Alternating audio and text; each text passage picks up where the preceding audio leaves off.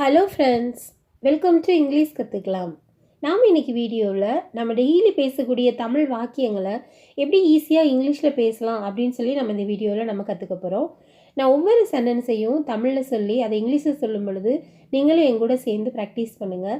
உங்களுக்கு ஆல்ரெடி இந்த சென்டென்ஸ் எல்லாம் நல்லா தெரியுது அப்படின்னாலும் நீங்கள் என் கூட சேர்ந்து சொல்லுங்கள். இந்த சென்டென்ஸ் எல்லாமே நம்ம டெய்லியுமே பேசக்கூடியதான சென்டென்ஸ். ஸோ வீடியோ ஃபுல்லாக ஸ்கிப் பண்ணாமல் ஒவ்வொரு சென்டென்ஸையும் நீங்கள் ப்ராப்பராக கற்றுக்கோங்க. இங்கிலீஷில் பேசணும் அப்படின்னாலே ஒரு சென்டென்ஸ் நம்ம பேசணும் அப்படின்னா அது சம்மந்தப்பட்டதான வேர்ட்ஸ் நமக்கு தெரிஞ்சிருந்தால் தான் நம்மளால் ஒரு சென்டென்ஸ் கரெக்டாக பேச முடியும். நிறைய தமிழ் வார்த்தைகள் உங்களுக்கு தெரியும், ஆனால் அதுக்குரிய இங்கிலீஷ் வேர்டு உங்களுக்கு தெரியாமல் இருக்கலாம். ஸோ இந்த சென்டென்ஸ் எல்லாமே நீங்கள் கவனமாக கவனிச்சிங்க அப்படின்னா நிறைய புதிய புதிய வார்த்தைகள் நீங்கள் கற்றுக்குவீங்க. நீங்கள் நிறைய சென்டென்ஸ் பேசுகிறதுக்கு இந்த வேர்ட்ஸ் எல்லாமே உங்களுக்கு ரொம்ப யூஸ்ஃபுல்லாக இருக்கும். இந்த சேனல் இப்போ தான் நீங்கள் ஃபர்ஸ்ட் டைமாக பார்க்குறீங்க அப்படின்னா மறக்காமல் சேனலை சப்ஸ்கிரைப் பண்ணி வச்சுக்கோங்க. வீடியோ உங்களுக்கு பிடிச்சிருந்தா லைக் பண்ணுங்கள், உங்களோட ஃப்ரெண்ட்ஸ்க்கும் நீங்கள் ஷேர் பண்ணுங்கள். நாம் பார்க்க போகிற ஃபர்ஸ்ட் சென்டென்ஸ் என்ன அப்படின்னா, உங்களுக்கு பிடித்த படம் எது? உங்களுக்கு பிடித்த படம் எது? நம்ம கேட்போம்ல நம்ம ஃப்ரெண்ட்ஸ்டெல்லாம், உனக்கு ரொம்ப பிடிச்ச படம் எது அப்படின்னு சொல்லி நம்ம கேட்போம். இதை எப்படி இங்கிலீஷில் கேட்கலாம்? What is your favourite film? What is your favourite film? இதை நம்ம வாட்ஸ் யுவர் ஃபேவரட் ஃபிலிம் அப்படின்னு கேட்கலாம். உங்களுக்கு பிடித்த படம் எது? நெக்ஸ்ட் ஒன், எது உங்களுக்கு பிடித்த உணவு? எது உங்களுக்கு பிடித்த உணவு? நமக்கு ரொம்ப பிடிச்சவங்களை பற்றி நம்ம தெரிஞ்சுக்கிற விஷயங்களில் அவங்களுக்கு என்ன ஃபுட் பிடிக்கும் அப்படிங்கிறத நம்ம தெரிஞ்சுக்கணும்னு விரும்புவோம் இல்லையா? ஸோ உங்களுக்கு பிடித்த உணவு எது அப்படின்னு சொல்லி கேட்குறதுக்கு நம்ம எப்படி இங்கிலீஷில் கேட்கலாம் அப்படின்னா, what's your favourite food? What's your favourite food? உங்களுக்கு பிடித்த உணவு எது? நெக்ஸ்ட் ஒன், உங்களுக்கு பிடித்த நிறம் எது? உங்களுக்கு பிடித்த நிறம் எது? இதை எப்படி கேட்கலாம்? What's your favourite colour? What's your favourite colour? உங்களுக்கு பிடித்த நிறம் என்ன? நெக்ஸ்ட் ஒன், உங்களது பொழுதுபோக்குகள் என்ன? உங்களது பொழுதுபோக்குகள் என்ன? நீங்கள் ஃப்ரீ டைமில் என்ன பண்ணுவீங்க? உங்களுக்கு எது ரொம்ப பிடிக்கும் அப்படின்லாம் நம்ம கேட்போம் இல்லையா மற்றவங்க கிட்ட? ஸோ இதை எப்படி இங்கிலீஷில் கேட்கலாம் அப்படின்னா, வாட் ஆர் யுவர் ஹாபீஸ்?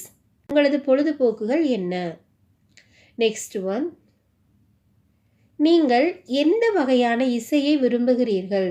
நீங்கள் எந்த வகையான இசையை விரும்புகிறீர்கள்? ஸோ இதை எப்படி இங்கிலீஷில் கேட்கலாம் அப்படின்னா, what kind of music do you like? What kind of music do you like? What kind of music do you like? நீங்கள் எந்த வகையான இசையை விரும்புகிறீர்கள்? நெக்ஸ்ட் ஒன், நீங்கள் அப்படி உணர்ந்ததற்கு வருந்துகிறேன். நீங்கள் அப்படி உணர்ந்ததற்கு வருந்துகிறேன்.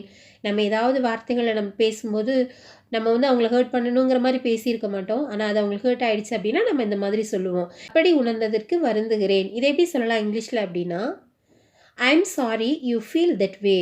ஐ am sorry you feel that way. நீங்கள் அப்படி உணர்ந்ததற்கு வருந்துகிறேன். நெக்ஸ்ட் ஒன், அது என் நோக்கம் அல்ல. அது என் நோக்கம் அல்ல. இதை எப்படி சொல்லலாம் இங்கிலீஷில்? அது என் நோக்கம் அல்ல. That was not my intention. That was not my intention. என் கூட சேர்ந்து சொல்லுங்க. அது என் நோக்கம் அல்ல. இதை நம்ம எப்படி சொல்லணும் அப்படின்னா, that was not my intention. Next one, என் வார்த்தைகளுக்கு வருந்துகிறேன். என் வார்த்தைகளுக்கு வருந்துகிறேன். நம்ம விளையாட்டாக பேசும்போது ஏதாவது சில வார்த்தைகள் நம்ம தவறாக பேசிடுவோம் இல்லையா? ஸோ நம்ம அதுக்கு சாரி கேட்கணும் அப்படின்னா எப்படி கேட்கலாம் இங்கிலீஷில் அப்படின்னா, I am sorry my words. I am sorry my words. என் வார்த்தைகளுக்கு வருந்துகிறேன்.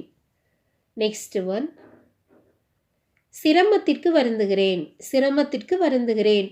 மற்றவங்களுக்கு நம்ம ஏதாவது ஒரு சிரமத்தை கொடுத்துருந்தா நம்ம அதுக்கு சாரி கேட்கணும் அப்படின்னா எப்படி கேட்கலாம் இங்கிலீஷில்? எப்படி கேட்கலாம் இங்கிலீஷில் அப்படின்னா, I am sorry for the inconvenience. I am sorry for the inconvenience. சிரமத்திற்கு வருந்துகிறேன். நெக்ஸ்ட் ஒன், இது உங்களை மிகவும் சிந்திக்க வைக்கிறது. இது உங்களை மிகவும் சிந்திக்க வைக்கிறது. இதை நம்ம எப்படி சொல்லணும் இங்கிலீஷில் அப்படின்னா, this is so thoughtful of you. This is so thoughtful of you. இது உங்களை மிகவும் சிந்திக்க வைக்கிறது. நெக்ஸ்ட் ஒன், நீங்கள் எவ்வளவு நல்ல மனம் கொண்டவர். நீங்கள் எவ்வளவு நல்ல மனம் கொண்டவர். இதை நம்ம எப்படி இங்கிலீஷில் சொல்லலாம் அப்படின்னா, how kind of you.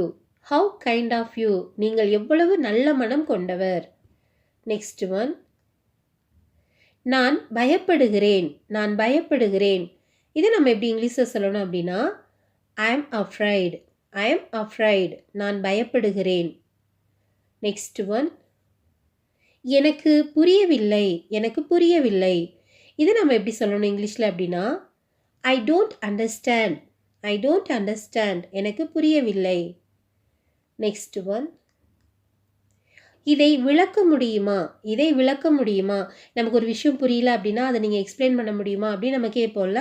So அதை எப்படி இங்கிலீஷில் கேட்கலாம் அப்படின்னா, would you explain this? would you explain this? இதை விளக்க முடியுமா? நெக்ஸ்ட் ஒன், புரிந்து கொள்வதற்கு எனக்கு உதவ முடியுமா? புரிந்து கொள்வதற்கு எனக்கு உதவ முடியுமா? அதனால் நம்ம திரும்ப ஒரு தடவை கேட்கணும் அப்படின்னா இது எப்படி கேட்கலாம் இங்கிலீஷில் நம்ம பொலைட்டாக கேட்கணும் அப்படின்னா, can you help me understand? can you help me understand? புரிந்து கொள்ள எனக்கு உதவ முடியுமா? நெக்ஸ்ட் ஒன், இதை எப்படி செய்வது என்று சொல்ல முடியுமா? ஒரு விஷயம் நமக்கு எப்படி செய்யணும்னு தெரியாத பட்சத்தில் நம்ம இந்த மாதிரி கேட்போம். இதை எப்படி செய்யணும்னு எனக்கு சொல்ல முடியுமா அப்படின்னு நம்ம கேட்போம் இல்லையா? ஸோ அதை எப்படி இங்கிலீஷில் கேட்கலாம்? Can you tell me how to do this? Can you tell me how to do this? என் கூட சேர்ந்து சொல்லுங்கள். Can you tell me how to do this? இதை எப்படி செய்வது என்று சொல்ல முடியுமா? நெக்ஸ்ட் ஒன், நீங்கள் இந்த வழியாக நடத்த முடியுமா? நீங்கள் இந்த வழியாக நடத்த முடியுமா?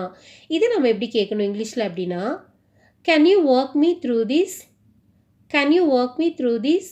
நீங்கள் இந்த வழியாக நடத்த முடியுமா? நெக்ஸ்ட் ஒன், இது எப்படி வேலை செய்கிறது என்பதை காட்ட முடியுமா? இது எப்படி வேலை செய்கிறது என்பதை காட்ட முடியுமா? Can you show me how this work? Can you show me how this work? இது எப்படி வேலை செய்கிறது என்பதை காட்ட முடியுமா? நெக்ஸ்ட் ஒன், தயவு செய்து அதை மீண்டும் செய்ய முடியுமா? தயவு செய்து அதை மீண்டும் செய்ய முடியுமா? இதை நம்ம எப்படி கேட்கணும் இங்கிலீஷில் அப்படின்னா, can you please repeat that? Can you please repeat that? தயவு செய்து அதை மீண்டும் செய்ய முடியுமா? நெக்ஸ்ட் ஒன், இந்த தலைப்பை மீண்டும் விளக்க முடியுமா? இந்த தலைப்பை மீண்டும் விளக்க முடியுமா? இதை நம்ம எப்படி கேட்கலாம் அப்படின்னா, can you explain this topic again? Can you explain this topic again? இந்த தலைப்பை மீண்டும் விளக்க முடியுமா? நெக்ஸ்ட் ஒன், நான் குழுவில் இருக்க முடியுமா? நான் குழுவில் இருக்க முடியுமா? Can I be part of the group? Can I be part of the group? நான் குழுவில் இருக்க முடியுமா? ஓகே ஃப்ரெண்ட்ஸ், இந்த சென்டென்ஸ் எல்லாமே உங்களுக்கு கண்டிப்பாக ரொம்ப ரொம்ப யூஸ்ஃபுல்லான சென்டென்ஸாக இருந்திருக்கும்னு சொல்லி நான் நம்புகிறேன். வீடியோ உங்களுக்கு பிடிச்சிருந்தா லைக் பண்ணுங்கள். இங்கிலீஷ் கற்றுக்கலாம் சேனலை சப்ஸ்கிரைப் பண்ணுங்கள். Thank you friends. தேங்க்ஸ் ஃபார் வாட்சிங்.